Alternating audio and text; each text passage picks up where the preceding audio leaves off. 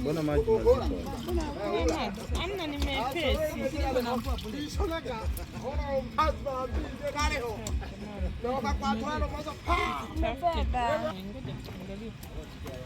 Unajua nimekuja makazi maalum, sio kwamba tunazo mapema.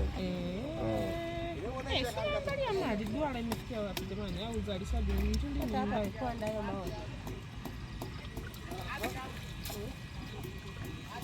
Kuna pondewa hapo, ila hapo nyuma yako tusiende hata mbali kwa.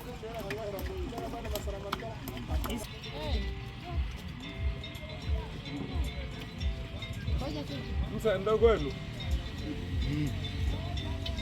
Ndo tabia kwa kina Musa sio nyuma kwa. Kumbe mnazahabu sasa. Nyingi mmezaa wote. Baba Mungu sio asimama. Msa ndo kwenu? Mungu sio mwenye mkono mpya. Ndio mmebeba hapo kiwala nini? Hebu meneja angalia vizuri sababu. Itikise vizuri. Kusanya zimu baba. Unakosaje? Simo tuko na mafero. Simo. Meamwaga? Wewe hiyo ni kipande. Yenyewe. Mbona linang'ang'ania tatu kwenda? Punguza kabisa, punguza kabisa. Utaziona tu baba. Hello. What happened?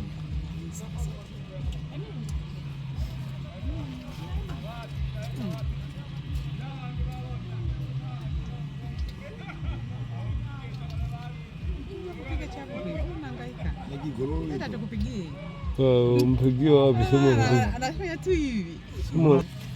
Hasa ya kufanya kazi na uzalishaji upo, lakini pia tunakaribisha wawekezaji pia wanaoweza kuja kwa ajili ya uwekezaji wa kuchimba maeneo yako ya kutosha, kwa sababu tuna eneo liko kubwa ambalo linahitaji utafiti, kupima na vitu vingine. Hasa tunahitaji watu ambao wanaweza wakaja tayari wana mitambo, ili wachimbaji hao wasihangaike sana namna ya kuchimba, kwa sababu watafahamu kwamba hapa ndipo tunachimba ulipo mwamba. Tunahitaji sana wawekezaji wale. Kwa hiyo tunawakaribisha watu wote kuchimba.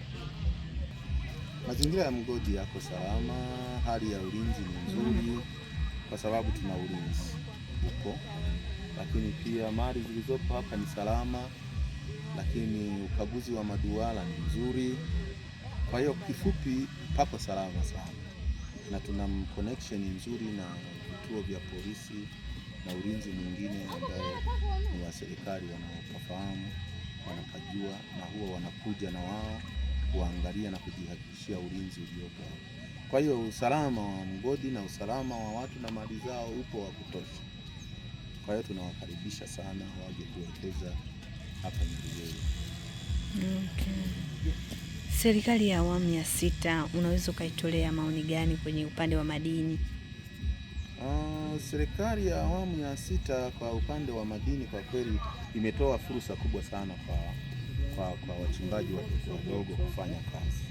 Maana maeneo kama haya zamani ilikuwa yakitokea anapatikana mtu mmoja tu mwekezaji, watu wanafukuzwa, wanafundizwa, wanaondoka wasifanye hizo kazi. Lakini serikali hii tunashukuru imefanya kazi kubwa ya kutengeneza wigo ili wachimbaji wadogo angalau wajipatie riziki yao, na kwamba wanakuwa wanathaminiwa, kwa maana ya kwamba wanatengenezewa mazingira ya kufanya kazi yaliyo mazuri kwa ajili ya kujipatia kipato. Kwa kweli tunaishukuru sana serikali, inafanya mambo mazuri, na tunahitaji tuiongeze juhudi kutengenezea mazingira mazuri zaidi hawa wachimbaji, ili kusudi wafanye kazi zao kwa urahisi.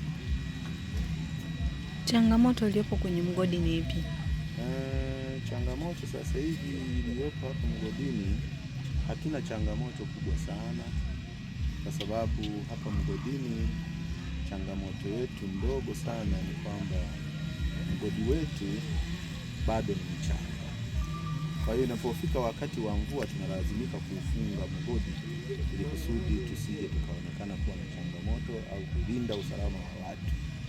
Lakini pia ipo mipango mikubwa ambayo tunahitaji tutengeneze mgodi ili kusudi kuwe na mitaro mikubwa ya skaveta kwa ajili ya kutupa maji mbali. Asante sana ndugu mtangazaji. Mimi kwa majina naitwa Samuel Jonathan, ni mmoja wa idara ya ukaguzi katika mgodi huu. Kwa kweli katika mgodi huu ninamshukuru Mungu, mgodi uko katika hali ya usalama kwa kuangalia namna ambavyo maduara yamepangwa na namna yanavyoendeshwa. Kiujumla mgodi wetu uko salama kwa maduara yote na watu wanafanya katika eneo lenye usalama zaidi. Wito wako kwa vijana kama kijana? Wito wangu kwa vijana hasa wa maeneo jirani katika mazingira haya wazidi kujitokeza, maana hii ni fursa kwao.